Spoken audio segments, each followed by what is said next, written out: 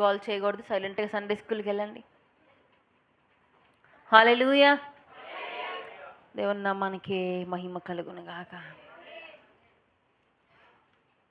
గాలి, నీరు, నిప్పు, నింగి, నేల ఏమంటాం వీటిని? ఏమంటాం? పంచభూతాలు అంటాం. ఈరోజు మన ధ్యానం పంచభూతాలు.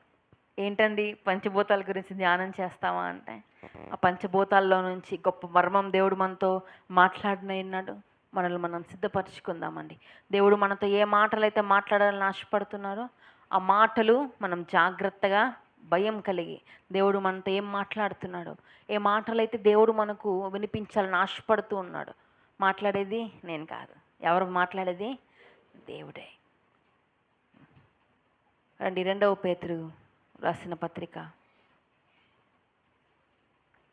2వ పేతురు రాసిన పత్రిక 3వ అధ్యాయం కొన్ని వచనాలు చదువుకుందాం.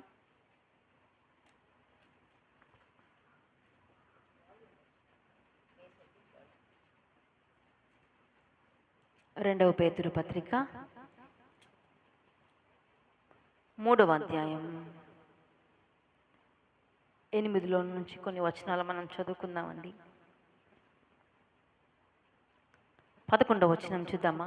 ఇవన్నీ ఇట్లు లయమైపోవునవి గనుక ఆకాశములు రగులుకొని లయమైపోవునట్టు పంచభూతములు మహావేంద్రముతో కరిగిపోనట్టు దేవుని దినపు రాకడ కొరకు కనిపెట్టుచు దానిని ఆశతో అపేక్షించుచు మీరు పరిశుద్ధమైన ప్రవర్తనతోనూ భక్తితోనూ ఎంతో జాగ్రత్త గలవారై ఉండవలెను. దేవుని సహాయం కొరకు చిన్న ప్రార్థన చేసుకుందాం. సిద్ధపరచుకుందాం మన హృదయాల్ని. దేవా నాతో మాట్లాడు, దేవా నాతో మాట్లాడు, నన్ను సంధించు. నీ వాక్య లేఖనాల్లో నుండి మమ్మల్ని మేము సరి చేసుకొని ప్రభా ఇక్కడి నుంచి బయలు వెళ్ళే కృపను మాకు దయచేయని సిద్ధపరచుకుందాం. పరిశుద్ధుడా, ప్రేమగల తండ్రి, మహోన్నతుడా, మహాగణుడా, సర్వశక్తిమంతుడా, మరొకసారి నీ పాదాల యొద్దకు వస్తున్నాం ప్రభా. నీ వాక్య లేఖనాల్లో నుండి కొన్ని మాటలు మేము ధ్యానించినగా ప్రభా, నీ మాటలు మాకు దయచేయండి. ఏ మాటలైతే మీరు మాతో మాట్లాడాలని, మమ్మల్ని సరిచేయాలని, మమ్మల్ని నీకు ఇష్టమైన రూపులోనికి మీరు మార్చుకోవాలని ఆశపడుతున్నారు, ఆ నీ మాటలు మాత్రమే నా నోట ఉంచండి. నన్ను నీ సిలువ చాటున మరుగుపరుచుకొని కేవలం నీ నోటి బూరగా మాత్రమే వాడుకొని సమస్త మహిమ ఘనత ప్రభావములు మీరే ఆరోపించుకోమని యేసు పరిశుద్ధ శ్రేష్టమైన నామంలో ప్రార్థించి పొందుకొని ఉన్నాం తండ్రి. ఆమేన్, ఆమేన్. ఎవ్వరు నిద్రకి చోటు ఇవ్వకూడదు. వెనకాల కూర్చున్న పెద్దమ్మలు కొంచెం ముందుకు జరుగుతారమ్మా. గోడకి ఎవరు అనుకోవద్దు. కొంచెం ముందుకు జరిగి దేవుని వాక్యాన్ని శ్రద్ధతో విందాం. 2వ పేతురు రాసిన పత్రిక 3వ అధ్యాయం 8వ వచనం నుంచి మరలా చదువుకుందామని. ప్రియులారా, ఒక సంగతి మరచిపోకుడి. ఏమనగా ప్రభు దృష్టికి ఒక దినము 1000 సంవత్సరముల వలెను, 1000 సంవత్సరములు ఒక్క దినము వలె ఉన్నవి. కొందరు ఆలస్యమని ఎంచుకొనున్నట్లు ప్రభు తన వాగ్దానము గూర్చి ఆలస్యము చేయవాడు కాదు గాని ఎవ్వడును నశింపవలనని ఇచ్చయింపక అందరూ మారు మనస్సు పొందవలని కోరుచు మీ ఎడల దీర్ఘశాంతము గలవాడై ఉన్నాడు.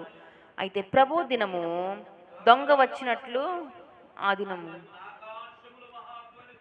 ఆకాశములు మహాధ్వనితో గతించిపోవును, పంచభూతములు మిక్కటమైన వేంద్రముతో లయమైపోవును,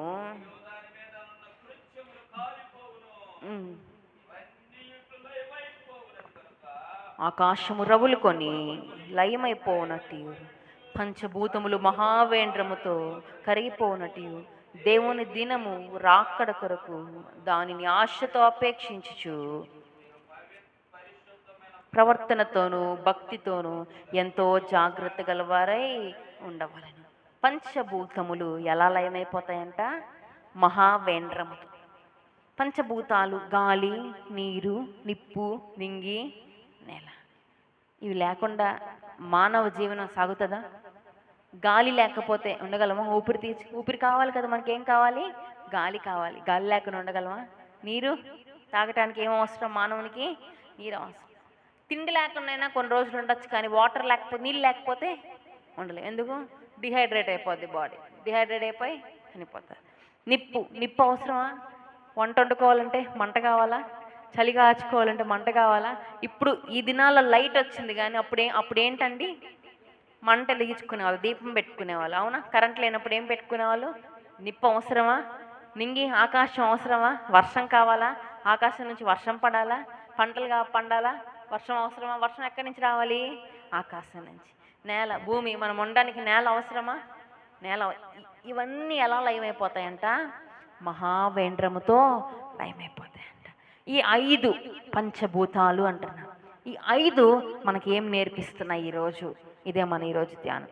రండి, నిర్గమాకాండము 10వ అధ్యాయం 19వ వచనం చదువుకుందాం. మనం ఒక పాట పాడుకుందాం. ఇప్పుడు ఏం పాడుకున్నాం? నీ చిత్తమునే చేసి. ఈ పంచభూతాలంట దేవుని చిత్తాన్ని చేస్తున్నాయంట, దేవుని మాటకు లోబడుతున్నాయంట. రండి చూద్దాం. నిర్గమాకాండము 10వ అధ్యాయం 19వ వచనం చదివి వినిపిస్తారా? నిర్గమాకాండము 10వ అధ్యాయం 19వ వచనం. అప్పుడు యెహోవా గాలిని త్రిప్పి మహాబలమైన పడమటి గాలిని విసరజేయగా అది ఆ మిడతలను కొంచుపోయి ఎర్ర సముద్రంలో పడవేశాను. చాలండి. ఇశ్రాయేలీలు ఐగుప్తుల్లో బానిసగా ఉన్న రోజుల్లో ఇశ్రాయేలీలు వారి యొక్క శ్రమ, వెట్టి చాకిరి ఎక్కువైపోయి యెహోవాకు వారు మొరపెట్టారంట. దేవా, మా చేత వెట్టి చాకిరి చేయిస్తున్నారు, ఈ చాకిరి చేయటం మా వల్ల కావట్లేదు, మాకు ఈ బానిస బ్రతుకుల నుంచి విడుదల కావాలి అని. అయితే దేవుడు మోషేని ఎన్నుకున్న సంగతి మనకు తెలుసు. ఇజ్రాయెల్ను విడిపించడానికి గొప్ప నాయకుడు దేవుడు ఎవరిని ఎన్నుకున్నాడండి?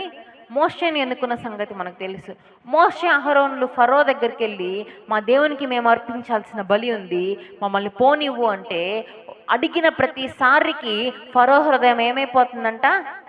మరి కఠినంగా దేవుడే ఫరో హృదయాన్ని మరి కఠినంగా చేశాడు అని దేవుని వాక్యం మనకు చెప్తూ ఉంది. చూడండి, ఆ వచనాల్లో ఉంటుంది. ఎప్పుడైతే ఫరో తన హృదయాన్ని కఠినపరిచేసుకున్నాడో ఒక్కొక్క శ్రమ రావడం మొదలైంది, తెగుళ్ళు రావడం మొదలైంది. ఒక తెగులు వచ్చిందంట.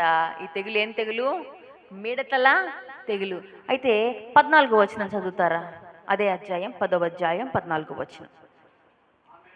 ఆ మిడతలు ఐగుప్తు దేశము మీదకి వచ్చి ప్రాంతములలో నిలిచెను. అవి మిక్కిలి బాధాకరమైనవి, అంతకు మునుపు అట్టి మిడతలు ఎప్పుడునూ ఉండలేదు, తరువాత అట్టివి ఉండవు. మిడతలు ఏం చేస్తాయండి? పంట పొలాలను ఏం చేస్తాయి? తినేస్తుంది మిడతలు. అటువంటి మిడతల తెగులు ఐగుప్తు దేశం మీదకి వచ్చినప్పుడు దేవుడు వారిని విడిపించి, ఐగుప్తు దేశం మీదకి మిడతల తెగులు వచ్చినప్పుడు ఫరో మరి ఏం చేస్తాడు? మోషేను పిలిపిస్తాడు. మీ దేవునికి వేడుకో, నేను మిమ్మల్ని పంపించేస్తాను, ఈ మిడతల్ని పంపించేసేమని మీ దేవునికి చెప్పు అంటే మోషే వెళ్ళి ఎవరి దగ్గర వేడుకుంటాడు? దేవుని దగ్గర వేడుకుంటాడు. అక్కడ ఒక మాట ఉంది చూడండి, మనం చదువుకున్న 19వ వచనం. యెహోవా గాలిని త్రిప్పి మహాబలమైన పడమటి గాలిని విసరజేశాడంట. ఎండాకాలం వచ్చినప్పుడు ఈదురుగాలు వస్తూ ఉంటాయి. అవునా? ఉప్పుకాయ మీద మనం వెళ్తాం కదా, ఉప్పుకాయ మీద బాట వచ్చినప్పుడు ఈదురుగాలు ఎలా వస్తాయండి? ఇసుక గాలి మొహానికి ఎలా కొడుతుంది? వేడి గాలి భయంకరంగా కొడుతుంది కదా. అటువంటి మహాబలమైన పడమటి గాలిని విసరజేశాడంట. యెహోవా గాలిని త్రిప్పి అనుంది. గాలి ఏం చేసింది? దేవునికి లోబడింది. దేవుడు గాలిని తిరుగు అనగానే గాలి ఏమైంది? తిరిగి ఆ మహాబలమైన గాలి ఆ మిడతలన్నిటిని కొంచెం వేసి తీసుకెళ్ళి ఎక్కడ పడేసిందంట? ఎర్ర సముద్రంలో పడేసింది. నీ జీవితాల్లో ఆ మిడతల గురించి అక్కడ ఏమని రాసిందో తెలుసా? అవి బాధాకరమైనవంట, మిక్కిలి బాధాకరమైనవంట. అటువంటి మిడతలు ఇంతకుముందు లేవంట, ఇక ఉండబోవు కూడా అంట. అటువంటి బాధాకరమైన మిడతలను దేవుడు ఏం చేశాడు? గాలిని వాడుకొని కంచు వేసి ఎర్ర సముద్రంలో పాడివేశాడు. నీ జీవితంలో అటువంటి మిడతలు ఏమైనా ఉన్నాయా? నిన్ను ఇబ్బంది పెడితే మిడతలు ఏమైనా ఉన్నాయా? నిన్ను బాధ కలిగించే శత్రువులు ఎవరైనా ఉన్నారా? నీ ఇంట్లో నీకు బాధ ఉందా? నీ పిల్లల్లో బాధ ఉందా? నీ శత్రువులు నీ మీద మడిమెత్తున్నారా? నీ సహోదరుల నీ మీద జ్ఞాపకం ఉంచుకో. అటువంటి బాధాకరమైన పరిస్థితులన్నింటినీ దేవుడు కంచి వేసి ఎర్ర సముద్రంలో పాడేస్తాడంట. హల్లెలూయా, హల్లెలూయా. ఏమోలేండి, వాళ్ళకి సరే పడేశాడు, మా బాధలన్నీ తీసేస్తాడో తీయడో ఎవరికి తెలుసులే అన్నట్టున్నారు. మిక్కిలి బాధాకరమైన మిడతల, మామూలు బాధ అంటే కాదంట, మిక్కిలి బాధ. నీ జీవితంలో అటువంటి బాధ దేవుడు ఉండడానికి దేవునికి ఇష్టం లేదంట. గాలి ఏం చేసింది? దేవునికి లోబడింది. ఆ గాలి విసరగానే మిడతలు రావడమే, గాలి విసిరితేనే మిడతలు వచ్చాయి. దేవుడు గాలి విసరజేయంగానే మిడతలు వచ్చాయి. అవునా? దేవుడు గాలి విసరజేయకుండా మిడతలు వస్తాయా? దేవుడు గాలి విసర్జేయంగానే మిడతలు ఏమయ్యాయంట? గాలి ఏం చేసింది? దేవుని మాట, గాలి దేవుని మాటకి లోపడిందంట. తర్వాత ఏంటంటే గాలి తర్వాత నీరు. గాలి నీరు రెండింటికి సంబంధించి ఒకే ఒకే ఒకే అద్భుతం మనం చూడొచ్చు. నిర్గమాకాండము 14వ అధ్యాయము 21వ వచనం.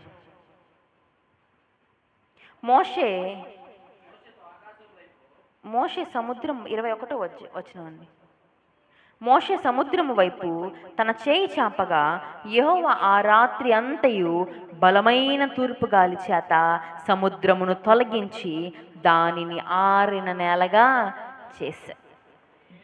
దేవుడు విసరజేస్తే గాలి సముద్రం ఏమైపోయిందంట? తొలగిందంట. సముద్రం కదులుతుందా? ఉప్పుగా ఎండొస్తే ఎండిపోద్ది, సముద్రం ఎండొస్తే ఎండిపోద్దా? సముద్రం ఎండిపోద్దా? సముద్రం లోతు మనకు తెలుసా? తెలుసా? తెలుసా? అంత లోతుకి ఎవరిని వెళ్తారా? అట్లాంటిది దేవుడు గాలి విసరజేయగా ఆ రాత్రంతా బలమైన గాలి విసరి ఆ నీరు ఏమైందంట? సముద్రం ఏమైందంట? తొలగిందంట. తొలగి ఎలా నిలిచినాయో తెలుసా? ఆ నీరు ఇట్టొక్క గోడలాగా నిలిస్తే ఇశ్రాయేలుల మధ్యలో ఆరిన నేలన నడిచాడంట. మీరు వినిందా దేవుని మాట? దేవుడు కలుగు చేసిన సముద్రము వినిందా దేవుని మాట? జలములను ఎవరండి కలుగు చేసింది? ఆదికాండంలో ఉంటుంది. ఆరిన నేల, ఇంకోటి నీటి నేల. అవునా? ఆరిన నేలకు భూమి, జలాలకి ఏంటి? సముద్రములని పేరు పెట్టి. అవునా? దేవుడు కలుగు చేసిన నీరు దేవుని మాట వినిందా? గాలి విసరజేయగానే గాలి ఆ వైపు ఎంత స్పీడ్గా మళ్ళుంటే ఆ నీరు ఆ రీతిగా విడబడుతుంది. గాలి ఫోర్స్కి నీళ్ళు ఫోర్స్కి తట్టుకోగలమా? డ్యామ్లు ఓపెన్ చేసినప్పుడు, ఎక్కడైనా డ్యాముల దగ్గర విజిటర్స్ వెళ్ళినప్పుడు, టూరిస్టులు వెళ్ళినప్పుడు, ఆడుకోవడానికి వెళ్తుంటారు. డ్యాముల దగ్గర వెళ్ళినప్పుడు వాళ్ళు ఏం చేస్తారు? డ్యామ్లో నీళ్ళు వదిలేటప్పుడు సైరన్ ఇస్తారు. ఎందుకు? ఆ ఫోర్స్కి ఏమవుతారు? మనుషులు ఉండలేరు. నీరు చాలా ఫోర్స్బుల్ అండి. ఆ వాటర్ ఫోర్స్కి ఎవరు తట్టుకోలేరు. అందుకని ఏం చేస్తారు? ముందే అటువంటి నీరు గాలి ఏం చేసిందంట? దేవుని మాట వినిందంట. రండి, మత్తయి సువార్త 8వ అధ్యాయము 24వ వచనం. మత్తయి సువార్త 8వ అధ్యాయము 24వ వచనం.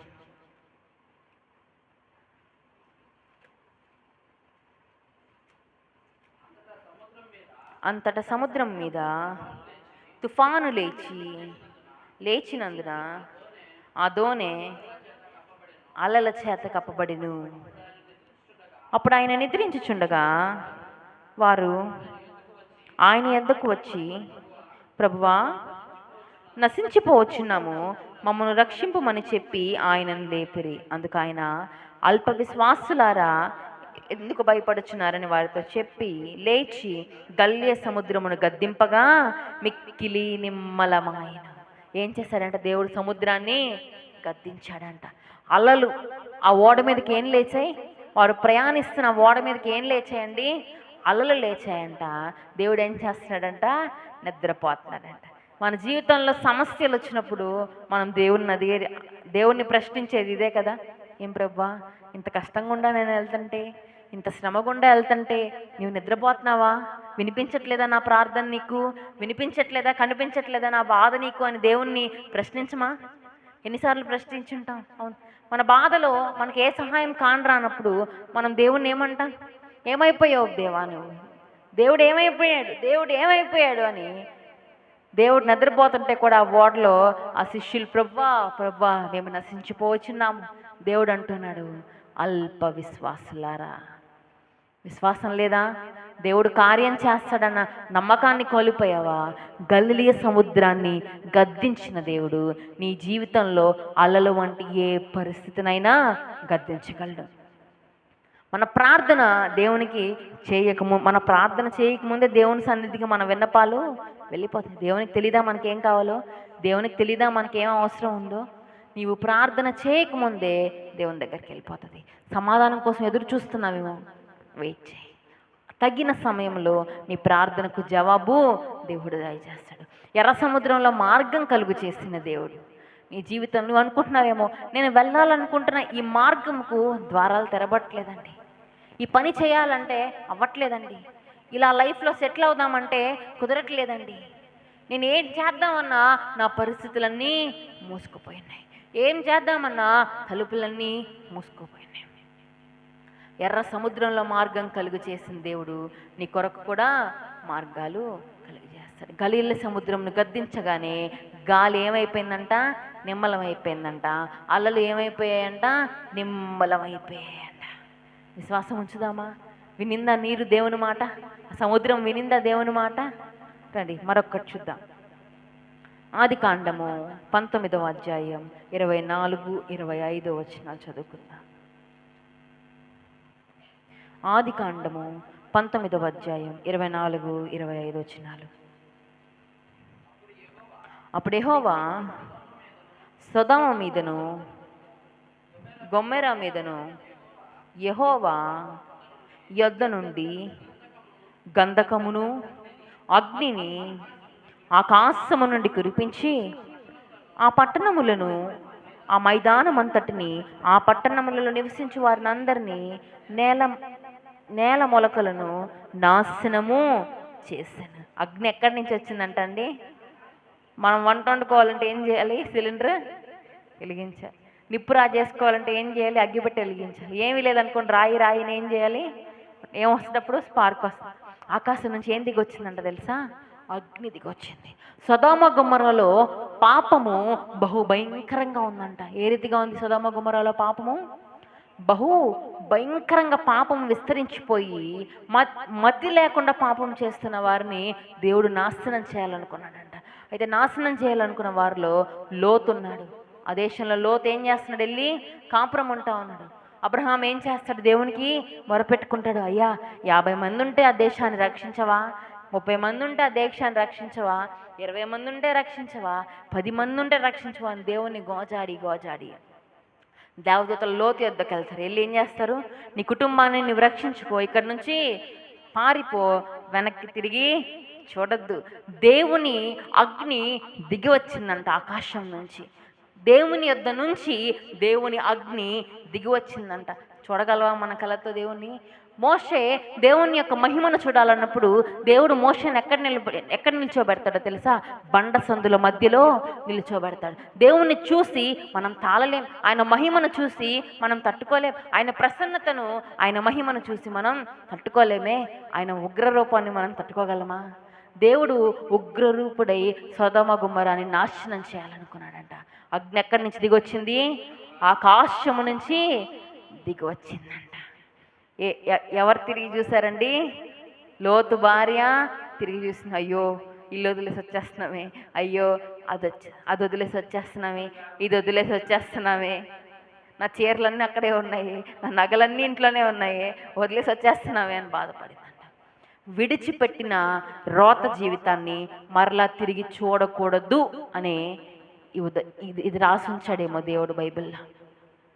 ఒకసారి ఒప్పుకున్నావు దేవుని దగ్గర, దేవా ఈ పాపం మరి చేయను దేవా, ఈ పాపం నా జీవితంలో వద్దు దేవా అన్నప్పుడు దేవుడు అగ్ని చేత నీ పాపాన్ని ఏం చేశాడు? కాల్చి పడేశాడు. కాల్చింది మళ్ళీ వస్తుందండి? బాగవుతుందా? నేను ఒక బుక్ తీసుకున్నాను, ఆ బుక్ మొత్తాన్ని కాల్చేశాను, మళ్ళీ ఆ బుక్ ఆ బూడిదలో నుంచి ఆ బుక్ వస్తుందా మళ్ళీ? మన పాత రోత జీవితం కూడా ఆ రీతిగా కాలిపోవాలి. మరలా తిరిగి చూసి అయ్యో అప్పుడు బాగుండేదాన్నే, ఆ పాపం బాగుండేదే అని నీ ఊహలను తిరిగి చూస్తే ఏమైపోయింది? లోతు భార్య ఉప్పు స్తంభం అయిపోయిందంట. అగ్ని ఎక్కడి నుంచి దిగొచ్చింది? ఆకాశం నుంచి దిగొచ్చిందంట. రండి మొదటి రాజుల గ్రంథము 18వ అధ్యాయం కొన్ని వచనాలు చూసుకుందాం. మొదటి రాజుల గ్రంథము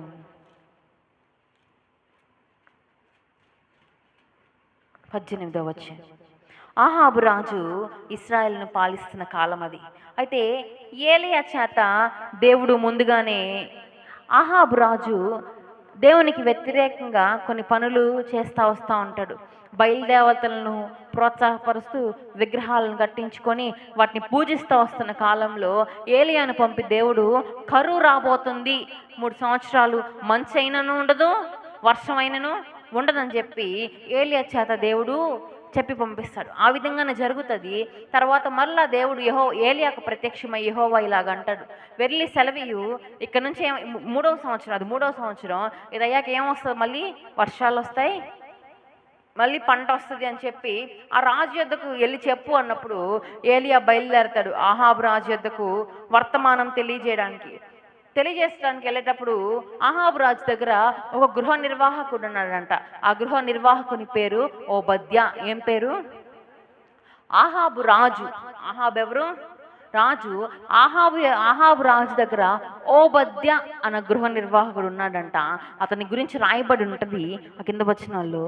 ఈ ఓబద్యా యెహోవా యందు భయభక్తులు గలవాడై ఉండెను. యెజబేలు ఏం చేసిందంటే, యెజబేలు దేవుని ప్రవక్తలను, యెహోవా ప్రవక్తలందరినీ చెరపట్టి వారిని చంపేస్తూ ఉన్నప్పుడు ఈ ఓబద్యా ఏం చేస్తాడంటే, కొంతమంది ఒక 100 మంది ప్రవక్తలను ఒక గుహలో దాచి వారికి ఆహారం ఇస్తూ ఉంటాడు, అంటే వాళ్ళని పోషిస్తూ ఉంటాడు.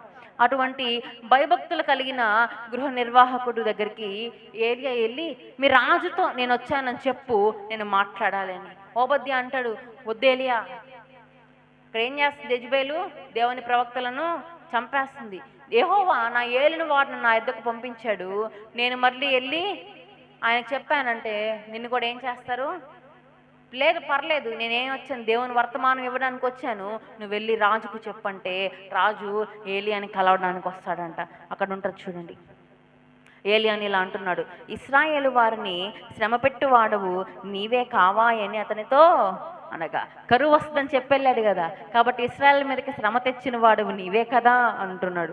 అతడు, నేను కాను, యెహోవా ఆజ్ఞలను గైకొనక బయలుదేవతను అనుసరించి నీవును నీ తండ్రి ఇంటి వారును ఇశ్రాయేలు వారిని శ్రమ పెట్టువారై ఉన్నారు. నీవు దేవుని ఆజ్ఞలను విడిచేసావు, నీ పితరులు నడిచిన మార్గాన్ని విడిచిపెట్టి నువ్వేం చేస్తున్నావు తెలుసా? బయలుదేవతలను పూజిస్తున్నావు. ఇశ్రాయేల్ మీదకి శ్రమ రావటానికి కారణం నువ్వే. అయితే నాకు ఒక పని మాత్రం చెయ్యి. ఏం చేస్తావంటే, ఇశ్రాయేల్ వారిని అందరినీ యెజబేలు పోషించుచున్న బయలుదేవతా ప్రవక్తలు 450 మందిని, ఆషేరాదేవి ప్రవక్తలను 400 మందిని నా యొద్దకు కర్మేలు పర్వతం యొద్దకు పంపించు అని దేవుడు ఆహాబు రాజుతో చెప్పాడు. ఇజ్రాయేల్ అందరూ ఆహాబు రాజు ఎప్పుడైతే బయలుదేవతలను పూజించడం మొదలు పెట్టారో వాళ్ళందరూ వీళ్ళు ఏం చేస్తారు? దేవుని నుంచి మళ్ళారు. గాలి ఎట్టు కొడితే అట్టు తిరుగుతాం మనం, అవునా? బాధ వస్తే ఆహా ఇటు, సంతోషం వస్తే ఇటు, వారు కూడా అటు తిరిగి ఇజ్రాయేల్ వారందరినీ బయలుదేవత ఏ ప్రవక్తలనైతే పోషిస్తూ వస్తుందో ఆ ప్రవక్తలను, ఇంకా ఆషేరు దేవి ప్రవక్తలను, అంటే వీళ్ళందరూ ఎవరంటే సైతాన్. ఒక మాటలో చెప్పాలంటే సైతాన్ సంబంధులు. వీరినందరినీ ఎక్కడికి పంపిస్తామంటే, నా కోసము కర్మేల్ పర్వతం మీదకు పంపించు అని వెళ్ళి అడుగుతాడు. పంపించాక 2 ఎడ్లను తీసుకుంటాడు. ఏం తీసుకుంటాడండి? 2 ఎడ్లను తీసుకుంటాడు. తీసుకొని వాటిని, ఒకటి మీరు తీసుకోండి, మీరే ఎంచుకోండి, మీరు తీసుకోండి, నేను తీసుకుంటాను. కింద రాళ్ళన్నిటినీ పేర్చండి, కట్లన్నీ పేర్చి కింద మంట పెట్టద్దు. ఏం పెట్టద్దు? మంట పెట్టద్దు. ఈ ఎడ్లను తీసుకున్నారు కదా, వాటిని ఏం చేస్తారు? వధించి వాటి మీద పెట్టి కట్టెల మీదనే ఏం చేస్తారు? పెట్టండి. మీరు అన్నారు కదా మీరు బయలుదేవతలు పూజిస్తున్నారని, ఆ బయలుదేవతలకు ప్రార్థన చేయండి. మీరు అంతమంది ఉన్నారు కదా, 450 మంది ఒక గుంపు, 400 మంది ఒక గుంపు, ఇజ్రాయెల్లో కొందరు వారితోనే ఉన్నారు. మీరందరూ ఏం చేస్తారు? మీరు ఎవరినైతే పూజిస్తున్నారో బయలుదేవతకి మీరు ప్రార్థన చేయండి.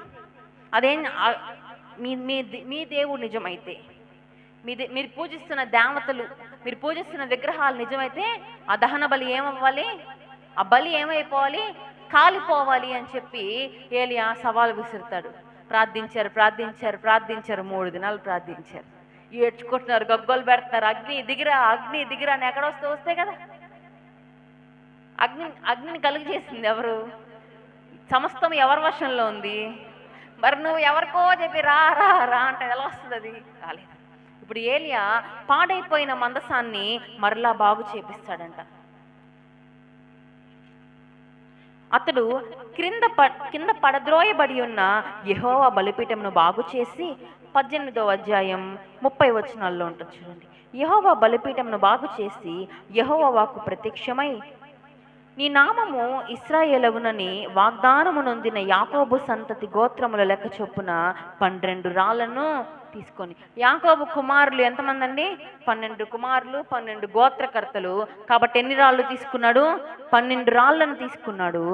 రాళ్ల చేత యెహోవా నామమున ఒక బలిపీఠము కట్టించి దాని చుట్టూ 2 మానికల గింజలు పట్టనంత లోతుగా కందకం ఒకటి తవ్వించి కట్టెలు క్రమముగా పేర్చి ఎద్దును తునకలుగా కోసి తన కట్టెల మీద ఉంచి జనులు చూచుచుండగా వారు 4 తొట్ల నిండా నీళ్లు నింపి దహన బలి పశు మాంసము మీద కట్టెల మీద పోసిరి. అలాగే ఎన్నిసార్లు పోసారంటండి? 3 సార్లు పోసారంట. 3 సార్లు పోసి ఊరుకున్నారు. వాళ్ళు ఏం చేస్తారు? కట్టెలు పెట్టారు, ఎద్దును పెట్టారు, పైన మంట దిగిరా వచ్చిందా? ఏలియా ఆ పడిపోయిన బలిపీఠాన్ని మరలా బాగు చేసి 12 రాళ్లను పెట్టి ఆ రాళ్ల మీద ఏం పెట్టాడంట? 2 మానికల గింజలు పట్టనంత లోతుగా గుంటను ఒకటి తవ్వాడు. గుంటను తవ్వి మంట ఇలా అక్కడ ఏం పోసారు? నీళ్ళు పోస్తే కాలిపోతుందా? ఏం వేయాలి? కాలాలంటే, మాంసం కాలిపోవాలంటే ఏం కావాలి? 3 సార్లు 4 తొట్టెలంత నీళ్ళు పోసారంట. పోసి ఏలియా ఏమని ప్రార్థన చేస్తున్నారు చూడండి. యెహోవా, అబ్రహాము, ఇస్సాకు, ఇశ్రాయేలీయుల దేవా, ఇశ్రాయేలీయుల మధ్య నీవు దేవుడవై ఉన్నావని నేను నీ సేవకుడనై ఉన్నానని ఈ కార్యములన్నీ నీ సెలవు చేత చేసితుమనియు ఈ దినమున కనపరచుము. యెహోవా, నా ప్రార్థన ఆలకించుము. యెహోవావైన నీవే దేవుడవై ఉన్నావనియు నీవు వారి హృదయములను నీ తట్టుకు తిరుగు చేయదుమనియు ఈ జనులకు తెలియనట్లుగా నా ప్రార్థన అంగీకరించుము. అతడు ఇలాగు ప్రార్థన చేయుచుండగా యెహోవా అగ్ని దిగి దహన బలి పశువులను, కట్టెలను, రాళ్లను, బుగ్గిని దహించి కందకమందున్న నీళ్లు ఆరిపోచేశాను. అతడు ఇంకా ప్రార్థన ముగించలేదంట. ప్రార్థన చేయుచుండగానే, నువ్వు అనుకుంటున్నావేమో నా ప్రార్థనకి జవాబు రావట్లేదే. ప్రార్థన చేయుచుండగానే దేవుడు అక్కడ ఏం చేశాడు? కార్యం మొదలు పెట్టేశాడు. సమయం వచ్చినప్పుడు ఆ ప్రార్థన యొక్క జవాబు దేవుడు నీకు తెలియజేస్తాడు. ఏలియా ప్రార్థించుచుండగా అగ్ని ఏం చేస్తుందంటే ఆకాశం నుంచి దిగి వచ్చి ఆ దహన బలి మీద, ఆ బలిపీఠం మీద ఉన్న ఆ మాంసాన్ని అంతటిని కాల్ చేసి నీరు ఆరిపోయిందంట. 4 తొట్ల నీళ్లు 3 సార్లు పోసారు. అంటే 12 తొట్ల నీళ్లు ఏమైపోయాయి? ఆరిపోయిన నీ జీవితాన్ని కూడా వెలిగించడానికి దేవుడు నిన్నొక మండుచున్న అగ్ని వలె ఉండాలని దేవుడు ఆశపడుతూ ఉన్నాడమ్మా. ఆ 12 రాళ్ళు, ఆ రాళ్ళు దేనికి గుర్తో తెలుసా? మన ఈ కఠినమైన హృదయానికి గుర్తు. ఆ పైన మాంసం దేనికి గుర్తో తెలుసా? మన పాపాన్ని, మన బలహీనతలను, మన కఠిన హృదయాన్ని అంతటిని దేవుడు కాల్చివేసి ఆరిపోచేశాడు. అంటే దేవుడు నీకేమిచ్చాడు? నూతన స్వభావం దేవుడు నీకు ఇచ్చాడు. ఆత్మతో నిన్ను అభిషేకించాడు. అగ్ని వలె నువ్వు దేవుని కొరకు మండుచు ఒక జ్వాల వలె నువ్వు ఉండాలని దేవుడు ఆశపడ్డాడు. ఏలియా ఒక్కడే. అవతల పక్క ఎంతమంది ఉన్నారు? బోల్డ్ మంది ఉన్నారు. ఏలియా ఒక్కడే. నీవు ఒక్కడివే అవ్వచ్చు. నీ కుటుంబం మొత్తం నీకు వ్యతిరేకంగా ఉండొచ్చు. నీ ఊరు మొత్తం నీకు వ్యతిరేకంగా ఉండొచ్చు. నీ ఒక్కడివే ఏకాకివై మిగిలిపోయి ఉండొచ్చు. ఒంటరి అయిన నీవు 1000 మంది అవుతా. దేవుడు నీకు తోడుంటే నీ ముందు 1,00,000 మంది బలం ఉన్నా ఏం చేయలేదు. దేవుడు నీకు తోడుగా ఉంటే, ఏలియాకు దేవుడు ఏ రీతిగా ఉన్నాడంట? తోడుగా ఉన్నాడంట. ఏలియా ప్రార్థన చేయుచుండగానే అగ్ని దిగి వచ్చి కాల్చి వేసిందంట. తర్వాత ఏంటండి? ఏమేమి చూసాం ఇప్పుడు దాకా? గాలి, నీరు, నిప్పు అయిపోయిందా? ఇంక ఇప్పుడు ఏముంది? నింగిలో ఏముంటాయి? ఆకాశంలో ఏముంటాయి? అంతరిక్షం ఉంటుంది. అంతరిక్షంలో ప్లానెట్స్ ఉంటాయి. అంతరిక్షం కింద లేయర్స్ ఉంటాయి, తర్వాత ఏముంటుంది, ఆకాశం ఉంటుంది, మేఘాలు ఉంటాయి. మనము మేఘము తీసుకుందాం. మేఘము మేఘము మేఘం మేఘాలను చూసారా? చూసారా? కొందరు హైందవులు వారి దేవుళ్ళ గురించి చెప్పుకునేటప్పుడు పలానా వాహనం, ఆ వాహనం పేర్లు వాడు చెప్తా ఉంటారు. హంస ఒకరికి వాహనం అని, నెమలి ఒకరికి వాహనం అని, అవునా, ఎద్దు ఒకరికి వాహనం అని. నీవు నేను దేవుని యొద్దకు ఎలా కొనిపోబడతామో తెలుసా? మేఘముల మీద కొనిపోబడతామంట. ఫ్లైట్ ఎక్కలేదని బాధపడద్దు. అయ్యో విమానం వెళ్ళేటప్పుడు చూసి అయ్యో ఈ విమానం ఎక్కితే ఎంత బాగుండో, అవును అనుకుంటామా? ఆశ ఉంటుందా? నేను కూడా ఎప్పుడు ఎక్కలేదని, నాకు కూడా ఆశ విమానం ఎక్కాలని. విమానం ఎక్కినా ఎక్కకపోయినా దేవుని యందు విశ్వాసం ఉంచితే ఏం ఎక్కుతామంట తెలుసా? మేఘం ఎక్కుతామంట. మేఘాల మీద కొనిపోబడతామంట. మేఘం దేనికి సూచనగా ఉందో తెలుసా? దేవుని తేజస్సుకు సూచనగా ఉంది. నిర్గమకాండంలో ఇశ్రాయేలు వారి యొక్క యాత్రను మనం పరిశీలిస్తా వస్తే, వారు మేఘము వారికి ఎట్టుందంట? తోడుగా ఉందంట. మార్నింగ్ ఏముంది? మేఘస్తంభం ఉంది. రాత్రి అగ్నిస్తంభం వారితోనే ఉంది. మేఘం కింద వాడు నడుస్తూ వెళ్ళారంట. మేఘం ఆగితే వాళ్ళు కూడా ఆగి ఏం చేస్తారు? విశ్రాంతి తీసుకుంటారు. మేఘం బయలుదేరితే వారు కూడా బయలుదేరతారు. దేవుడు మేఘము ద్వారా మోషతో మాట్లాడినట్టు మనం చూస్తాం. మేఘము దిగి వచ్చెను, ఆ మేఘం గుండా దేవుడు యెహోవా వారితో మాట్లాడాడు. ప్రత్యక్ష గుడారము నిర్మించబడిన తర్వాత కూడా మేఘము ప్రత్యక్ష గుడారం మీదకి వచ్చెను. దేవుని మహిమ కనపరచబడిన. దేవుడు మేఘాన్ని ఉపయోగించుకొని ఆయన తేజస్సును, ఆయన మహిమను వెల్లడి చేయించుకున్నాడు. అంతేకాదంట, తను తాను ప్రత్యక్షపరుచుకుంటూ దేవుడు వచ్చాడు. మేఘం వినిందా? మేఘం దేవుని మాట. రేపు మనం కూడా విశ్వాసం ఉంచితే దేవుడు మన కొరకు మేఘాన్ని పంపుతాడంట. మేఘం మనల్ని అలా తీసుకొని వెళ్ళిపోతాడంట. విశ్వసిస్తున్నావా? ఆశ కలిగి ఉన్నావా? దేవుని దగ్గరికి వెళ్ళాలని ఆశ కలిగి ఉన్నావా? దేవుడు మధ్యాకాశంలో మీరు ఎలా పెట్టినారంటే అప్పుడే దేవుని దగ్గరికి వెళ్ళిపోమంటారు ఏంటండి? ఏమో, దేవుని రాకడ ఎప్పుడు వస్తుందో మనకు తెలీదు. ఈ క్షణము దేవుడు మధ్యాకాశంలోనికి మనం పిలిస్తే మనం ఎత్తబడే గుంపులో ఉండాలి. అట్టి నిరీక్షణ కలిగిన వారమై మనం ఉండాలి. ఆఖరి అంటే అయిపోలేదండి, పంచభూతాల్లో 5వది. ఇంకొక గంట సేపు మాట్లాడడానికి వర్తమానం. రెడీగా ఉన్నారా మీరు? ఆల్రెడీ నిద్రపోతున్నారని వెనకాల హల్లెలూయా హల్లెలూయా. నరకానికి వెళ్తానన్న వారందరూ హల్లెలూయా చెప్తారా? నేనేమన్నానండి, నరకానికి వెళ్తానన్న వారందరూ హల్లెలూయా చెప్పండి అన్నారు. సగానికి సగం మంది హల్లెలూయా చెప్తున్నారు. అంటే ఏమని వెళ్తారా? దేవుడు ఆమెను అనేసుంటే ఏంటి పరిస్థితి? మెలకువగా ఉండండి, జాగ్రత్తగా ఉండండి. దేవుని మాటను నింగి, నేల, నీరు, నిప్పు ఇవన్నీ ఏం చేస్తున్నాయంటే దేవుని మాటకు లోపడుతున్నాయంట. మనం మాత్రం దేవుని మాట మన దగ్గరికే వస్తుంది. అవునా? మేము ఎక్కడి నుంచి వచ్చాం? సులువు. ఎందుకు పంపించాడు దేవుడు మమ్మల్ని? ఆయన మాటను తెలియజేయడానికి. అట్లా అనిపించట్లా, ఏదో వచ్చి మీకు జ్వాల పాడేసి మిమ్మల్ని నిద్రపుచ్చేసి వెళ్తున్నట్టు అనిపిస్తుంది.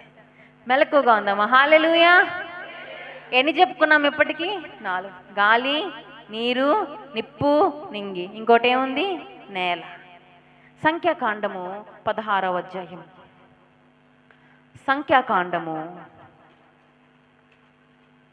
16వ అధ్యాయం కొన్ని వచనాలు చదువుకు. లేవికి ముని మనవడును. లేవి ఎవరండి? ఎవరు లేవి? యాకోబు కుమారుల్లో ఒక కుమారుడు, ఒక గోత్రకర్త. లేవి గోత్రం. కహాతుకు మనవడును ఇస్సారు కుమారుడునగు కోరహు.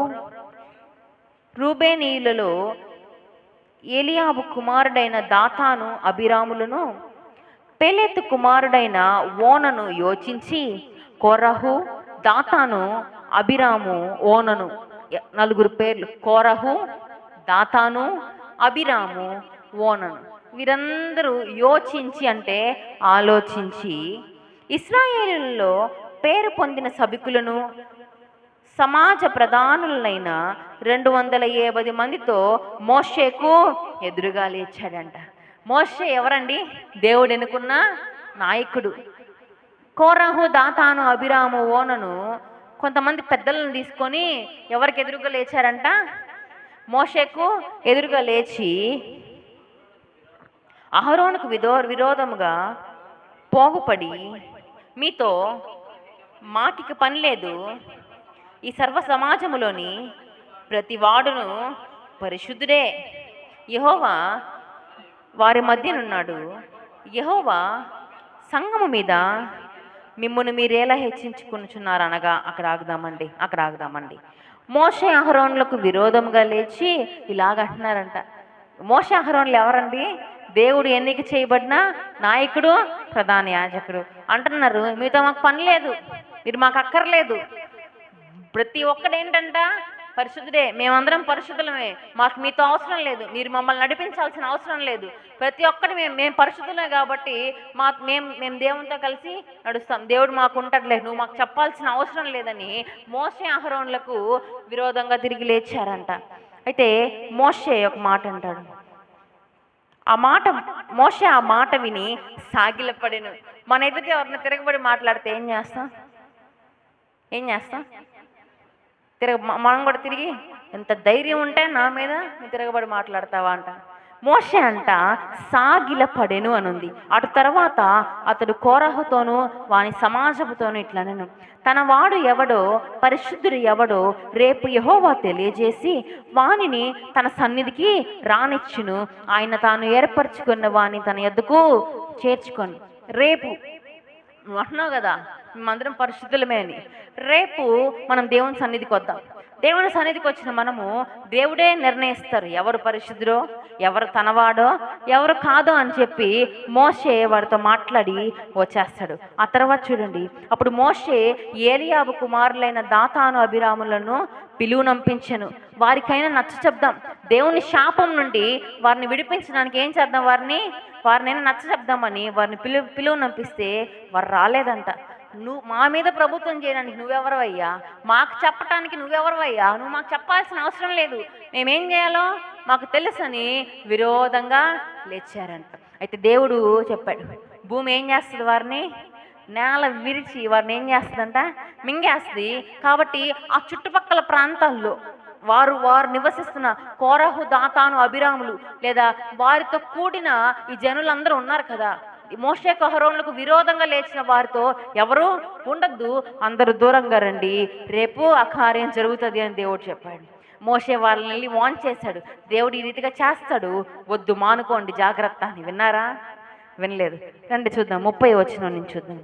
అయితే యెహోవా గొప్ప వింత పుట్టించుట వలన వారు ప్రాణములతో పాతాళంలో కూలునట్లు భూమి తన నోరు తెరిచి వారిని కలిగిన సమస్తమును మృంగివేసినలా వారు యెహోవాను అలక్ష్యము చేసిరని మీకు తెలియనని. మిగతా వారికి బుద్ధి రావటానికి, దేవుడిని అలక్ష్యం చేస్తే వచ్చే పర్యవసానాలు ఏంటో మిగతా వారికి బుద్ధి రావటానికి రేపు ఒక వింత జరగబోతుంది అని దేవుడు సెలవిస్తున్నాడు. ఆ మాటలని చాలించగానే అంటే మాటలు యెహోవా మాట్లాడి ముగించాడు. వెంటనే నేల నెరవ విడిచెను, భూమి తన నోరు తెరిచి వారిని వారి కుటుంబములను కోరహు సంబంధులందరినీ సమస్త సంపాద్యమును మృంగివేసెను. వారును వారి సంబంధులందరూ ప్రాణముతో పాతాళములో కూరిరి, భూమి వారిని మింగివేసెను, వారు సమాజంలో ఉండకుండా నశించేది. దేవునికి వ్యతిరేకంగా లేస్తే, దేవుని మార్గానికి, దేవుని ఆజ్ఞలకు అవసరం లేదండి. మీరేంటి మాకు చెప్పేది? దైవజనులు ఒక మాట అన్నారు, అవసరం లేదండి, మీరు మాకు చెప్పాల్సిన అవసరం ఏంటి, మాకు చెప్పడానికి నా తల్లి ఉంది, నేను చూసుకోవడానికి నా జీవితం నాకుంది అని విర్రవీగారు.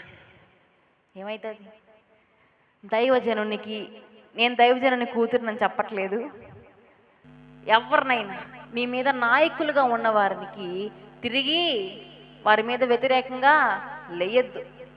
కొన్ని నియమాలు ఉంటాయి. దేవుని సంఘం అన్నాక కొన్ని నియమాలు, కట్టుబాట్లు దేవుని సన్నిధిలో ఉంటాయి. దేవుని సన్నిధిలో ఇష్టానుసారంగా ప్రవర్తిస్తే అది చల్లదు, ఏమవుదు? జాగ్రత్త కలిగి దేవుని సన్నిధిలో మెలకువ కలిగి ప్రవర్తించండి. కోరహు మోషే అహరోనులకు తిరగబడి లేచాడు. అవకాశాలు వచ్చాయా వారికి? మోసే వారిని హెచ్చరించాడా? వద్దయ్యా, ఇలా చేయొద్దు, ఇది పద్ధతి కాదు, దేవుడు ఊరుకోడు, దేవుడు సహించడు, వద్దు మానుకోండి అంటే విన్నారా? మా మీద ప్రభుత్వం చేయడానికి నువ్వెవరా? నువ్వు దేవుని మాట వినలేదనుకో, పరిస్థితుల మాట మనం వినాల్సి వస్తుంది. ఒక దైవజనుడు అన్నాడు, వారు దేవుని మాట వినలేదు. ఇప్పుడు దేవుడు ఎవరిని వాడుకున్నాడు? భూమిని వాడుకున్నాడు, నేలను వాడుకున్నాడు. నేల ఏమైందంట? నేల నెరవిడిచెను, భూమి నోరు తెరిచి వారిని మింగివేశాను. ప్రాణములతో ఉండగానే పాతాళంలోనికి పడిపోయారు. చావకుండా ఎవరినైనా పాతి పెడతామా? క్రూరులు, లోకంలో క్రూరులు ఎక్కువైపోయారు, కసాయి తల్లులు ఎక్కువైపోయి అక్రమంగా పిల్లల్ని కనేసి పెళ్లి కాకముందే ఏం చేయాలో తెలియక వెళ్ళి ప్రాణాలతో ఉండగానే పడేస్తున్నారు, ప్రాణాలతో ఉండగానే పూడ్చిపెట్టేస్తున్నారు. అటువంటి ప్రాణాలతో ఉండగానే భూమిలోనికి దేవుని శాపం దిగి వచ్చిందంట. జాగ్రత్త సుమి, ఆఖరి దినాల్లో మనం ఉన్నాం.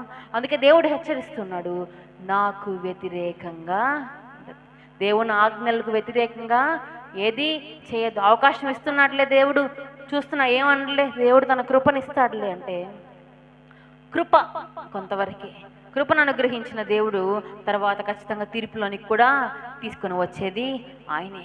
ఆ తీర్పు నుంచి తప్పించబడాలంటే 5 విషయాలు మనం నేర్చుకున్నాం. వేటిలో నుంచి నేర్చుకున్నామండి? పంచభూతాల్లో నుంచి నేర్చుకున్నాం. గాలి, నీరు, నిప్పు, నింగి, నేల. ఈ 5 మనకు 5 విలువైన పాఠాలు నేర్పించాయి. ఈ 5 దేవుని మాట విన్నాయా? ఈ 5 మనం అందరం కలిగి ఉన్నామా? ఇవి లేకుండా మానవ జీవనం అనేది జరుగుతుందా? ఇవన్నీ మనకు పంచభూతాలు, ఇవి మనకు అవసరం. ఒక రోజు వస్తుందంట, ఈ పంచభూతాలన్నీ మహావేంద్రముతో లయమైపోతున్నాయి. అంత శక్తి కలిగిన ఆ పంచభూతాలే మహావేంద్రంతో లయమైపోతే నువ్వు నేనెంత?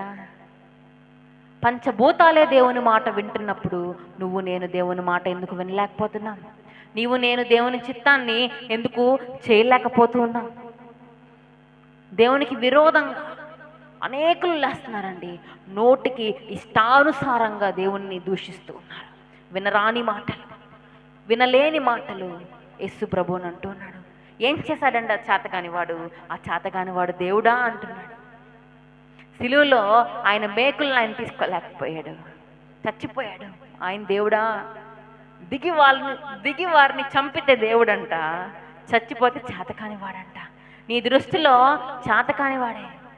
అవిశ్వాసుల కంట, లోకస్తుల కంట దేవుని సిలువను గూర్చిన వార్త వెర్రితనంగా ఉందంట. మనకైతే ఏమొస్తుంది? సిలువను చూసినప్పుడు నిరీక్షణ, శక్తి, విశ్వాసం వస్తుంది. ఆయన ఆ చేతుల్లో ఉన్న మేకులు పీక్కోలేక కాదు, కాళ్ళల్లో ఉన్న మేకులు పీక్కోలేక కాదు, దిగి వారిని అందరిని చంపలేక కాదు. ఒక్క నోటి మాటతో ఈ పంచభూతాలు మాట వింటే, ఒక్క నోటి మాటతో దేవుణ్ణి హింసించే వారందరూ చనిపోరా? కానీ దేవుడు ఏమన్నాడు అక్కడ? తండ్రి, వీరేమి చేయించున్నారా వీరికి తెలియదు. వెర్రివారయ్యా ఈ మనుషులు. ఏమయ్యా, ఎటువంటి వారం మనం? వెర్రివారు. మేలు చేస్తే గుర్తుండదు, కీడు చేస్తే బాగా గుర్తుపెట్టుకుంటాం. దేవుడు నీ కొరకు నా కొరకు ప్రాణం పెట్టింది ఎందుకో తెలుసా? మన పాపానంతటిని ఆయన మీద వేసుకున్నాడు. ఈ పంచభూతాలు ఏం చేస్తాయి? దేవుని చిత్తాన్ని చేశాయి. ఈ పంచభూతాలు దేవుని రూపంలో ఉన్నాయా? దేవుని పోలికలో ఉన్నాయా? దేవుని పోలికలో, దేవుని రూపంలో ఉన్న వారం ఎవరు? మనమే. పంచభూతాల విషయంలోనే దేవునికి అంత ప్రణాళిక ఉంటే, ఆయన రూపంలో చేసుకున్న మన పట్ల దేవునికి ప్రణాళిక ఉండదా? ఒక ఉద్దేశం ఉండదా? ఏదో వస్తున్నాంలే చర్చికి, ఏదో ఉంటున్నాంలే, ఏదో పరిచర్య చేస్తున్నాంలే. వంట వండితే పరలోకానికి వెళ్ళరు, మందిరం జిమ్మితే పరలోకానికి వెళ్ళరు, బయట అంతా క్లీన్ చేస్తే పరలోకానికి వెళ్ళరు. నువ్వు అనుకుంటున్నావు, నేను దేవుని మందిరానికి వస్తున్నాను, నేను ఈ పని చేస్తున్నాను, నేను దైవజనునికి ఆ పని చేస్తున్నాను, నేను మందిరంలో ఈ పని చేస్తున్నాను, ఓహో నేను చాలా బాగున్నాను, నేను ఇన్ని సంవత్సరాల నుంచి దేవుని మందిరానికి వస్తున్నాను, నన్ను మించిన పోటుగాడు ఇంకొకటి లేడు అనుకుంటున్నారు. ఒక్క రవ్వ ఆత్మీయ మందిరంలో కొంచెం స్థానం ఇస్తే ఏమనుకుంటారు? నన్ను మించినాడు ఎవరు లేడురా, నేను ఆది నుంచి మందిరానికి నేనే పిల్లర్ని అనుకుంటా. పిల్లర్ ఇరిగిపోతే నువ్వు పిల్లర్వి కాదు, దేవుడు ఉన్నాడు. సంఘం ఎక్కడ కట్టబడింది? బండ మీద కట్టబడిన సంఘం వానొచ్చినా తుఫాన్ వచ్చినా ఏమొచ్చినా నేను లేకపోతే సంఘం ఏమైపోతుందో అని అనుకోవద్దు. దేవుడు గాడిదతోనైనా ఇక్కడ నిలబడి మాట్లాడించగలడు. నీకు ఈ అక్కర్లేదు దేవునికి. నీవు ఇక్కడ ఉండాల్సిన పని లేదు. నేను లేకపోతే ఏమైపోతారో వీళ్ళు, నేను ప్రార్థన చేయకపోతే ఏమైపోతారో వీళ్ళంటే, దేవుడు పంచభూతాలను వాడుకున్న దేవుడు, గాడిదను వాడుకున్న దేవుడు, కాకిని వాడుకున్న దేవుడు. ఇదే దేవుని వాక్యం చెప్తుంది. ఇదే దేవుని వాక్యం చెప్తుంది. నీవు అక్కర్లేదు. నువ్వు అనుకుంటున్నావేమో, అమ్మో చాలా సాధించేశాను, పరలోకంలో నాకే మొదటి స్థానం ఉంటుందేమో అని అనుకున్నావేమో. ఏమో, పరలోకంలో మనం కనిపించమేమో. మనం ఊహించని వాళ్ళు పరలోకంలో కనిపిస్తాడంట. ఎవరు మనం వారిని లోకంలో చాలా తుస్కారంగా తీసేసి ఉంటాం. అబ్బే ఈడు బతికెంత, వీడేం బాగుపడతాడులే అనుకుంటాం. వాడే పరలోకంలో ముందు స్థానంలో ఉంటాడేమో. గొప్ప గొప్ప దైవజనులని పేరు పెట్టబడి గొప్ప గొప్ప సంఘాలు నడిపిస్తున్న దైవజనులు కనిపించకపోవచ్చు పరలోకంలో. అక్కడ ఎవరుంటారో మనకు తెలియదు. అక్కడ నీవుండాలి అనేదే దేవుని చిత్తం. నిత్య జీవంలో దేవునితో పాటు నీవు ఉండాలనేదే దేవుని ఆశ. రండి, 2వ పేతురు రాసిన పత్రిక, ఒక 10 నిమిషాలు ముగిస్తాను. 2వ పేతురు రాసిన పత్రిక 3వ అధ్యాయం 11-12 వచనాలు. 2వ పేతురు రాసిన పత్రిక 11వ అధ్యాయం 3వ అధ్యాయం 11-12 వచనాలు.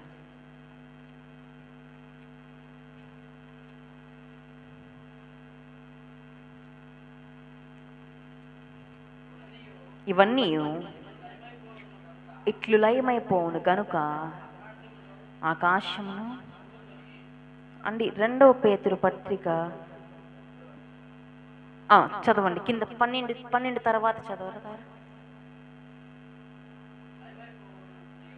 లయమైపోనట్టు పంచభూతములు మహావేంద్రముతో దేవుని దినము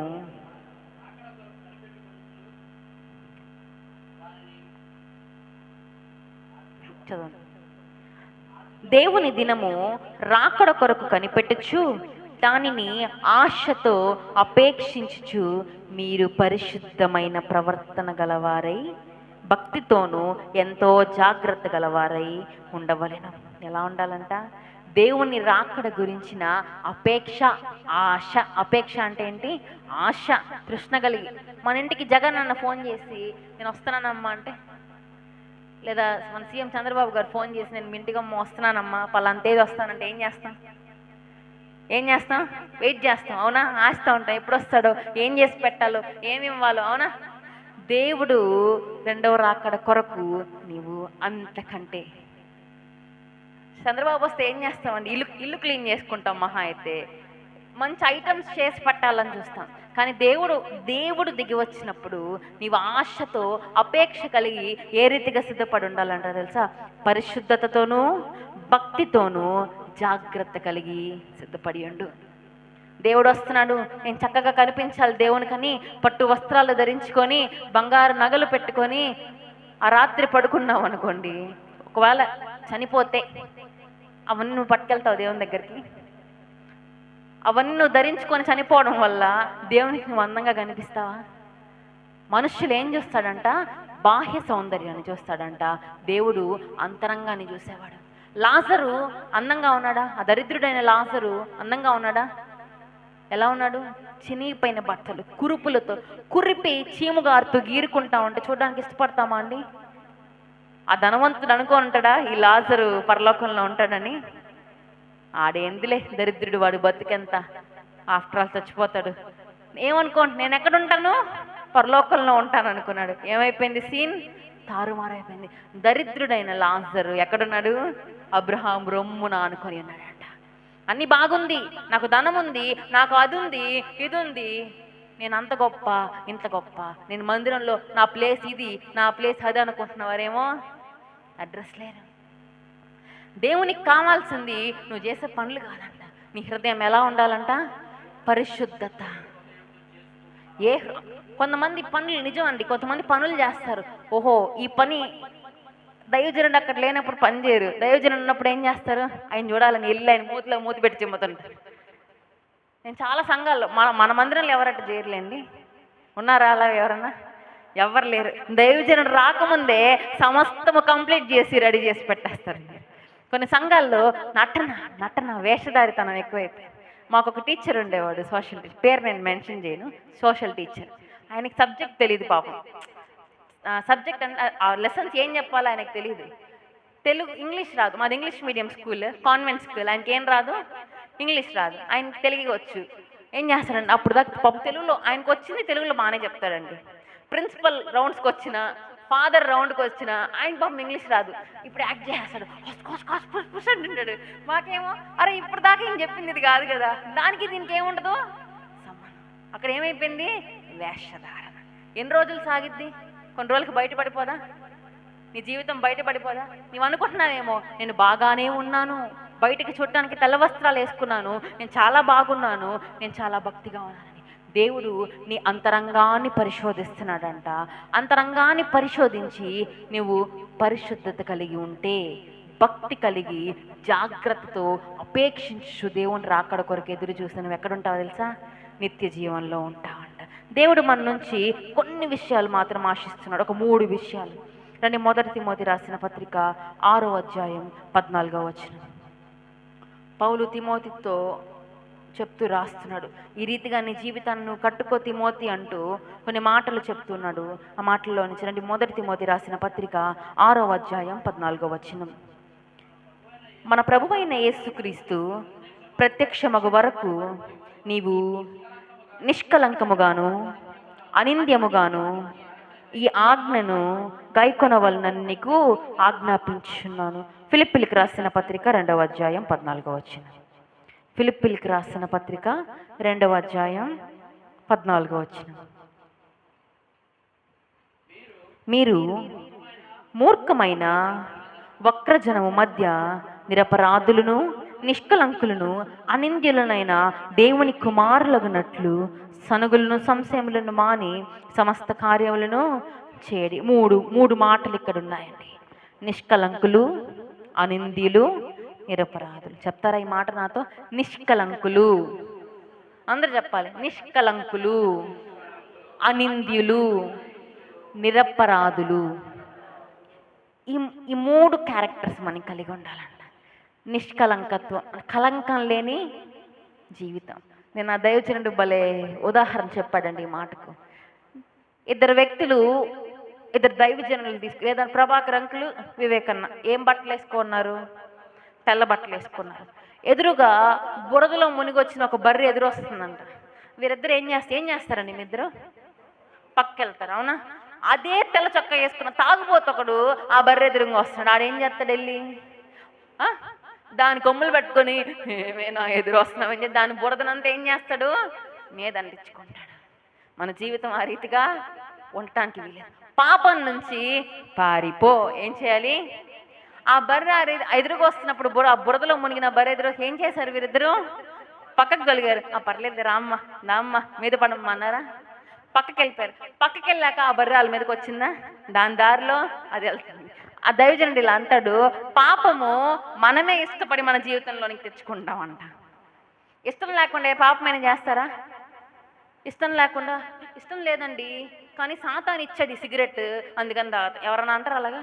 ఇష్టం లేదండి కానీ ఏదో తాగాలి కాబట్టి అందరు తాగుతారుగా. ఇష్టంతోనే పాపం చేస్తారు. నీ పర్సనల్ లైఫ్, నీ వ్యక్తిత్వము పాపము అంటని జీవితము. నిష్కలంకత్వం అంటే అదే. కలంకము లేని, ముడత లేని సంఘంగా దేవుడు మనల్ని చూడాలని ఎఫెసీయులకు రాసిన పత్రికలో దేవుడు అంటాడు. సంఘాన్ని ఏ రీతిగా చూడాలి? అది కలంకమైనను ముడతైనను అటుది మరేదైనను లేక ఉండాలని దేవుడు ఆశపడుతున్నాడు. నిష్కలంకులుగా నీ వ్యక్తిత్వం, నీ జీవితం ఎవరు చూడరు నిన్ను. నీ గురించి నీకే తెలుసు, నీ గురించి దేవునికి తెలుసు. అద్దం నుంచి నువ్వు నిలబడినప్పుడు నీ ముఖము నిందే నువ్వు ఈ పని చేసావు గుర్తుందా, నువ్వు ఈ రీతిగా అన్నావు గుర్తుందా అంటే మనం ఏం చేసినట్టు? పాపంలో అన్నాడు. మన మీద మనమే, మన ఆత్మ మన మీద మన మనస్సాక్షి మన మీద నేరారోపణ చేయకూడదంట.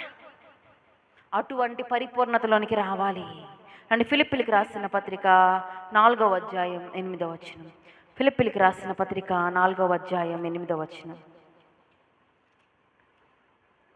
మెట్టుకు సహోదరులారా ఏ యోగ్యత అయినను మెప్పైనను ఉండని ఎడల ఏవి సత్యమైనవో, ఏవి మాన్యమైనవో, ఏవి న్యాయమైనవో, ఏవి పవిత్రమైనవో, ఏవి రమ్యమైనవో, ఏవి ఖ్యాతి గలవో వాటి మీద ధ్యానముంచుడి. నువ్వు ఒక పని చేస్తున్నావు, ఆ పని చేయాలనుకుంటున్నావు, అప్పుడు ఈ వాక్యాన్ని నీ ఫోన్ వాల్ పేపర్స్ పెట్టుకుంటారు కదా, ఆ రీతిగా ఈ వాక్యాన్ని పెట్టుకొని నేను చేస్తున్న పని సత్యమైనదేనా, నేను చేస్తున్న పని మాన్యమైనదేనా, నేను చేస్తున్న పని న్యాయమైనదేనా, నేను చేస్తున్న పని పవిత్రమైనదేనా, అది రమ్యమైనదేనా, అది ఖ్యాతి గలదేనా అని ఒకసారి మనం చెక్ చేసుకుంటే, మనం చేయాలనుకున్న పని చేయకముందే చెక్ చేసుకుంటే అది తప్పు అనిపిస్తే చేస్తామా? మనం ఏం చేసుకోం, చెక్ లిస్ట్ పెట్టుకోం, చేసేయడమే. ఏది మనసుకు తోస్తే ఆ రీతిగా ఉంటాయి. ఈ చెక్ లిస్ట్ ఇది వచ్చినవి ఏంటి? Check list. ఏవి మాన్యమైనవో, ఏవి సత్యమైనవో, ఏవి రమ్యమైనవో, ఏవి ఖ్యాతి గలవో, ఏవి ధన్యమైనవో వాటిని మాత్రమే మనం చేస్తే మనం ఎలా ఉంటామంట? నిష్కలంకులుగా ఉంటామంట. రెండవది అనింద్యులు. అనింద్యులు అంటే కుటుంబం గురించి. కుటుంబం నీ గురించి నీ భర్తకు బాగా తెలుసు, నీ భర్తకు నీ గురించి బాగా తెలుసు, లేదా నీ పిల్లలకు నీ గురించి బాగా తెలుసు, లేదా తల్లిదండ్రులకు పిల్లల గురించి బాగా తెలుసు. అవునా? ఆ దైవజనుడు ఇలా అంటాడు, మీరింటికి వెళ్ళాక భార్యాభర్తలైతే ఒకరెదురుగా నిల్చుకొని కళ్ళల్లో కళ్ళు పెట్టి చూసుకొని, నీవు పెళ్లి చేసుకున్నప్పుడు అనుకున్నావు కదా, కోరుకున్నావు కదా నా భార్య ఇలా ఉండాలి అని, అలా నేనున్నానా అని ప్రశ్నిస్తే మన జీవితం ఏమైపోద్ది అక్కడ? Vice versa. ఇద్దరు, అటు పురుషుడు ఇటు స్త్రీ ప్రశ్నించుకుంటే నువ్వు కోరుకున్నట్టు నేనున్నానా, చెక్ లిస్టులు అన్నీ ఉంటాయా? అక్కడ ఏమైపోయింది? నింద. పిల్లలు తల్లిదండ్రులు ఆశించినట్టుగా పిల్లలు లేకపోతే తల్లిదండ్రులకి ఏముంటుంది? బాధ ఉంటుంది. పిల్లలు తల్లిదండ్రులు గొడవలు వేసుకుంటా తాగి ఇంట్లో కొట్లాడుకుంటా ఉంటే పిల్లల జీవితం ఎలా ఉంటుంది? ఏం కుటుంబం అది? శాంతి సమాధానం లేని కుటుంబము. ఒక నింద కలిగిన కుటుంబం. ఒకరి మీద ఒకరికి ఏమున్నాయి? నిందలున్నాయి. ఆరోపించడానికి ఏమున్నాయి? నిందలున్నాయి. మన కుటుంబము సరిగ్గా ఉండాలి. కుటుంబము సరి చేసుకొని అప్పుడు నువ్వు బయట వెళ్ళి సువార్త. నీ కుటుంబం సరి లేకుండా నువ్వు బయట వెళ్ళి సువార్త చెప్తే ఏమంటారు తెలుసా? ముందు నీది నువ్వు చూసుకోవమ్మా, మీ ఇంట్లో మీరే సరిగ్గా ఉండరు, మీరేంటి మాకు చెప్పేది? కుటుంబంలో గొడవలు వస్తాయి, కుటుంబంలో కలహాలు వస్తాయి, భార్యాభర్తల మీద కలహాలు వస్తాయి. ఎంతసేపో తెలుసా? సూర్యుడు అస్తమించే వరకే. మా డాడీ కూడా మా అమ్మను ఒక మాట అంటే ఎంతసేపో తెలుసా? సూర్యుడు అస్తమించే వరకు కూడా కాదు, 5 నిమిషాలే. రజ్జి అంటాడు వెంటనే. ఉండలేడు కోపంతో. ఎందుకో తెలుసా? దేవుని మనస్సు, భరించే మనసు, సహించే మనసు, ఓర్చుకునే మనసు, అన్నిటికన్నా ప్రేమించే మనసు. ప్రేమించుకోవాలి. చెప్పుకొని తప్పేముంది? ఐ లవ్ యూ అని మీ భర్తకు చెప్తే తప్పేముంది? ఐ లవ్ యూ అని తల్లిదండ్రులతో చెప్తే తప్పేముంది? ఎవరికో రోడ్డును పోయే నాన్నయ్యకి చెప్పడం కాదు, నీ ఇంట్లో వారిని నువ్వు సరిగ్గా ప్రేమించు. ఏ నిందలేని కుటుంబ జీవితం కలిగి ఉండాలని దేవుడు ఆశపడుతుంది. మొదటగా నీ పర్సనల్ లైఫ్, ఏ పాపం అంటని జీవితం. రెండవది నీ కుటుంబ జీవితం, ఏ నిందలేని కుటుంబ జీవితం. మూడవది నిరపరాధులు. మన ఆత్మీయ జీవితం. బాగున్నాం అనుకుంటున్నాం, బాగానే ఉన్నానులే, రోజు బైబిల్ చదువుతున్నాను, రోజు ప్రార్థన చేస్తున్నాను, రోజు దేవుని మందిరానికి వచ్చి ప్రార్థన చేసుకుని వెళ్తున్నాను, ప్రతి ఆదివారం నేను వస్తున్నాను అనుకుంటున్నావేమో. ఎక్కడొస్తున్నావు? టైంకి ఎంత? నేను ఎవరస్తులు ఈ విషయంలో నేను క్వశ్చన్ చేస్తానండి. టైంకి ఎవరెక్కడ ఉండట్లేదు. పబ్లిక్ ఎగ్జామ్ జరుగుతుంది, 9 గంటలకు ఎగ్జామ్ అంటే 10 గంటలకు వెళ్తావా నువ్వు? ఎన్ని గంటలకు వెళ్తావు? 8:30కి వెళ్తావు. ఎందుకు వెళ్తావు? అక్కడ ఏం జరుగుతుంది? ఎగ్జామ్ జరుగుతుంది. ఆ ఎగ్జామ్ ఫెయిల్ అయిపోతే నువ్వు మళ్ళీ రాసుకోవచ్చు. ఒక్క దినము 1000 దినముల కంటే శ్రేష్టము. ఈ ఒక్క దినం నువ్వు మిస్ అయిపోతే 1000 దినాలు మిస్ అయిపోయినట్టే. జాగ్రత్త. దేవుని మందిరానికి టైంకి వద్దు. నేను ఎవరసలుకు మరీ చెప్తున్నాను, ఇక్కడ మీరు పని చేస్తున్నారు కాదనట్లేదు, త్వరగా రండి, త్వరగా చేసుకొని వెళ్ళి సిద్ధపడి దేవుని మందిరానికి రండి. ఆశాతోషిగా ఏదో ఆదివారం దైవజనుడు రాకపోతే ఫోన్ చేసి అడగతాడని మందిరానికి రావడం కాదు, సిద్ధపడి దేవుని సన్నిధికి రండి, ఆత్మ కలిగి దేవుని సన్నిధికి రండి. ఇక్కడికి వచ్చాక ఆత్మ పొందుకుంటామంటే కాదు, మీరు ఇంట్లో సిద్ధపడి మీ హృదయాల్లో దేవుని ఆత్మ కలిగి మండుచు దేవుని సన్నిధికి వస్తే మీ ఆత్మ మీ పక్కనుండే వాళ్ళని మండిస్తుంది. హల్లెలూయా. నీలో ఉన్న దేవుని ఆత్మ నీ పక్కనుండే వాళ్ళని వెలిగిస్తుంది. నువ్వు బాగున్నావు అనుకుంటున్నావు, నాకేమీ లే అనుకుంటున్నావు, సరిపోదంట. నీ భక్తిలో నువ్వు పరాకాష్ఠకు చేరాలంట. కొంతమందిని అంటున్నాం, వీడు చెడ్డ పనులు చేయడంలో వీడి మించిన పరాకాష్ఠుడు ఇంకొకటి లేడురా అంటాం. భక్తిలో ఆ పరాకాష్ఠకు చేరాలి, భక్తిలో ఆ పరిపూర్ణతలోనికి రావాలి, భక్తి చేయడంలో ఆ సంపూర్ణతలోనికి రావాలి. దేవునికి ఇష్టమైన రీతిగా నేను ఏ రీతిగా ఉండాలి? దేవుడు అంటున్నాడు, సమస్తమైన ఆజ్ఞలలో కన్నా ప్రాముఖ్యమైన ఆజ్ఞ ఏంటో తెలుసా? ఏంటి? నిన్ను వలె నీ పొరుగు వారిని ప్రేమించు, నీ పూర్ణ శక్తితో, నీ పూర్ణ హృదయంతో, నీ పూర్ణ ఆత్మతో. నీ దేవుడే యెహోవాను. నీ ఆత్మీయ జీవితం, నీ భక్తి జీవితంలోనికి అటువంటి సార్థకతలోనికి నీవు రావాలి. అప్పుడు నీవు నిరపరాధిగా ఉంటావు. బాగున్నానులే అనుకొనొచ్చు పాపంలో జీవిస్తే నువ్వు అపరాధివే. దేవుని నిత్య రాజ్యంలో నీకు స్థానం ఉండదు. దేవుని నిత్య రాజ్యంలో నీకు స్థానం కావాలంటే నిష్కలంకులుగా, అనింద్యులుగా, నిరపరాధులుగా, దేవునికి ఇష్టమైన, ఆయన ప్రియమైన బిడ్డలుగా, ఆయన రాకడ కొరకు అపేక్షించుచు, పరిశుద్ధమైన జీవితం కలిగి, భక్తి చేయుచు, జాగ్రత్త కలిగి ఉందాం. పంచభూతాలు మనకు 5 విషయాలు నేర్పించాయి.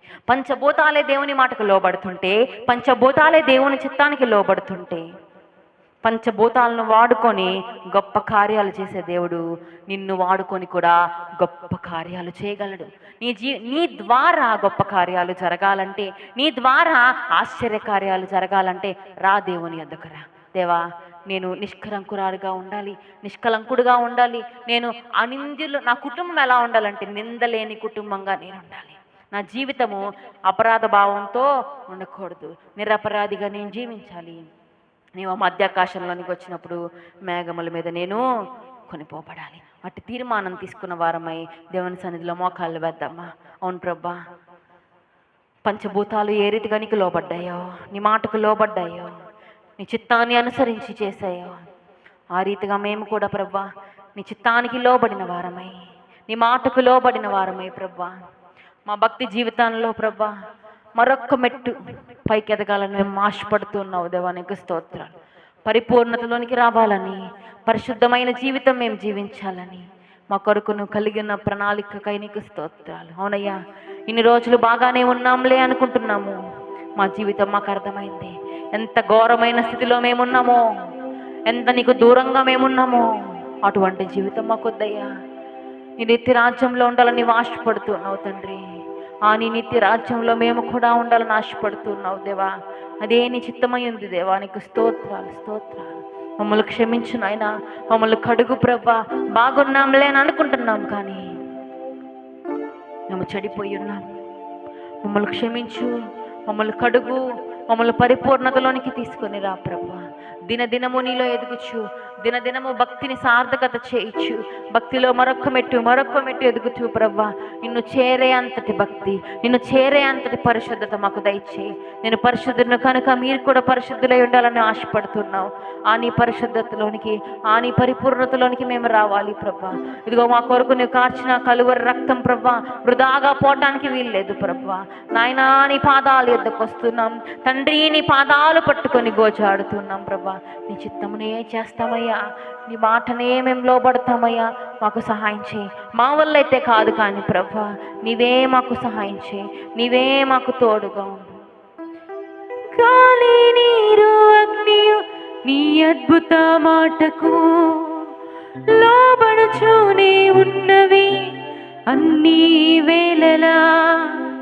గాలి, నీరు, అగ్నియు నీ అద్భుత మాటకు లోబడుచూనే ఉన్నవి అన్ని వేళలా. ఆరాధన యేసు నీకే, ఆరాధన యేసు నీకే, ఆరాధన యేసు నీకే, ఆరాధన యేసు నీకే. నీ చిత్తమునే చేసెదా, నీ మార్గములోనే నడిచెదా, నీ సన్నిధిలోనే నిలిచెదా, నిన్ను వెంబడించెదా. తీర్మానం చేసుకున్న వారు మాత్రం మీ చేతిని పైకెత్తి మాట చెప్తారా? నీ చిత్తమునే చేసెదా, నీ మార్గములోనే నడిచెదా, నీ సన్నిధిలోనే నిలిచెదా, నిన్ను వెంబడించెదా.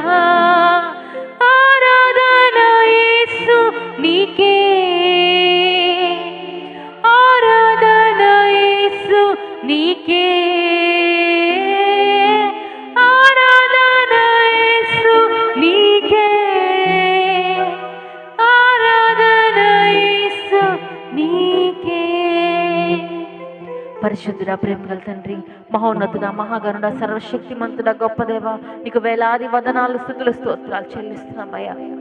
అవునయ్యా, మీరు మా మధ్య ఉండి మాతో మాట్లాడిన దేవానికి స్తోత్రాలు. పంచవేంద్రములు మహా ఘోషతో, పంచభూతాలు మహావేంద్రంతో లయమైపోతాయని వాక్యం సెలవిస్తుంది ప్రభా. ఆ పంచభూతాలను వాడుకొని నువ్వు గొప్ప కార్యాలు జరిగించావు ప్రభా. ఆ పంచభూతాలు ప్రభా మాకు 5 గొప్ప పాఠాలను మాకు నేర్పిస్తుంది ప్రభా. అవి ఏ రీతిగా నీ మాటకు లోబడ్డాయో, ఏ రీతిగా నీ చిత్తాన్ని జరిగించాయో, నీ రూపులో నీ పోలికలో చేయబడిన మేము కూడా ప్రభా నీ మాటకు లోబడి నీ చిత్తాన్ని అంగీకరించి నీ చిత్తాన్ని చేసే కృప మాకు దయచేయమని వేడుకుంటున్నాం ప్రభా.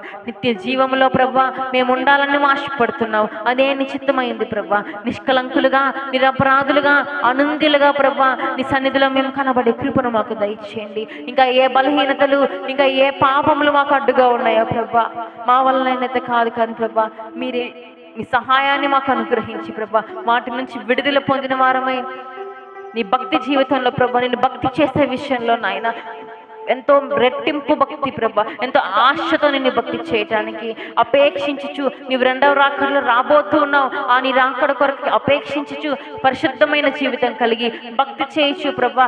జాగ్రత్తగా మెలకుగా ఉండాలని నువ్వు మాతో మాట్లాడావు తండ్రి, నీకు స్తోత్రాలు. అట్టి జీవితాల్లో మాకు దయచేసి ప్రభా వాక్య నెరవేర్పు ఆయన ప్రతి ఒక్కరి జీవితాల్లో మీరు చూడాలని ఆశపడుతూ ఉండగా ఆ నెరవేర్పు మాటలో మళ్ళీ రావటానికి మీరు సహాయం చేసి ప్రభా నీవే మహిమ ఘనత ప్రభావంలో ఆరోపించుకోమని యేసు నామములో ప్రార్థిస్తున్నాను తండ్రి.